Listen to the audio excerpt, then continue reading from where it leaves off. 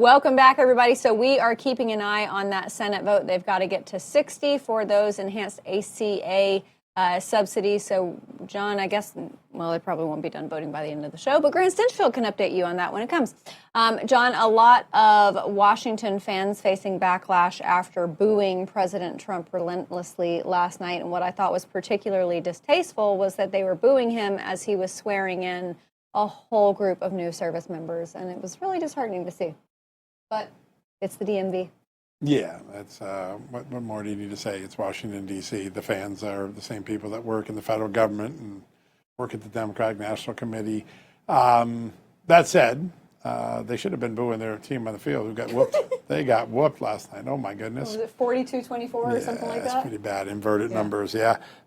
Listen, Trump derangement syndrome is here to stay. Yep. And but that doesn't take away from the incredible people who were sworn in on the eve of Veterans Day. And tomorrow our veterans, we don't boo when it comes to our incredible men and women in uniform. And those who do ought to maybe rethink their values a little bit. Yeah. And to that end, I'm wearing my poppy today. Yeah. I went by the American Legion to grab a poppy. Yeah. Because in Commonwealth countries, they wear poppies now until at some point in November. I know in the States they wear them in May. But I always wear it for Veterans Day because I want to honor our veterans. And John, I just hate it for the people I love it for the people last night at that game who aren't consumed with Trump derangement syndrome, who got to see that historically low flyover. Yeah.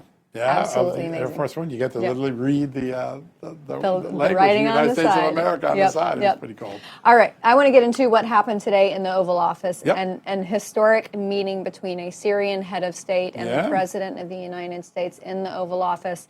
I know that a part of that conversation had to be because President Trump is someone who fights for religious liberty and the protection of faiths across the globe. So I know a part of that conversation had to be the persecution of Druze and Christians in southern Syria. But what faith leaders yesterday sent a letter to President Trump asking him to raise it. Yeah, and it's a really incredible letter. Everybody go check that out. But it is I hope a sign of good things to come. Yeah, listen, the guy is a former terrorist. I take that into account. Checkered past, as President Trump said. He does, but he seems to have stepped into the role of a more dignified leader that maybe has put that violence and hatred behind. We've got two humanitarian crises going on, one in Syria with the Druze and the other Christians being executed there, and then in Africa, what's going on in Nigeria is unforgivable as well. And this president is determined to end it. We'll see if he has the levers of power he can do to force these people. The Nigerians have basically went ho-ha, but I have a funny feeling when he starts pulling their aid, they'll have a different tune to sing. I think that's true. And, from what we have seen from these nations that during President Trump's first term joined the Abraham Accords, you think of the prosperity and the economic opportunity that brought for those nations. And that's another incentive as well. I agree. The carrot and the stick, and the carrot's pretty good.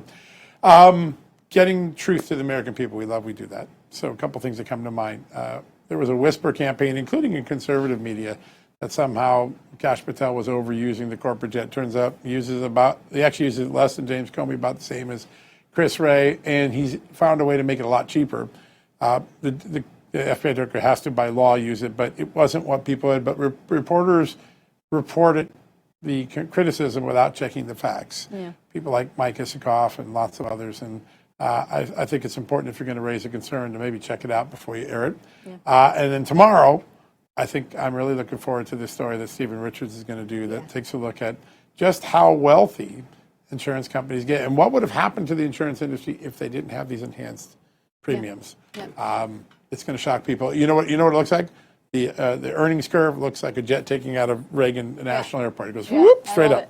All right, John, I have to give you a pat on the back. And for those who didn't see the press release this morning, Just the News is getting the opposite of Ozempic. It is expanding to include Post Millennial and Human Events, two very worthy organizations to be under the Just the News. Two great news organizations, lots of great talent, the great Jack Posobiec and so many other good people. Really excited. We'll have more details come, but a bright future for all of us together in the foxhole. Absolutely, and I'm looking forward to having all of those journalists folded into the Just the News banner because you have done something truly, truly wonderful here. Yeah. And I know I hear it all the time. That's what makes it wonderful. but I hear it all the time from our audience how much they value just the news, and that is a credit to you and your legendary status in journalism.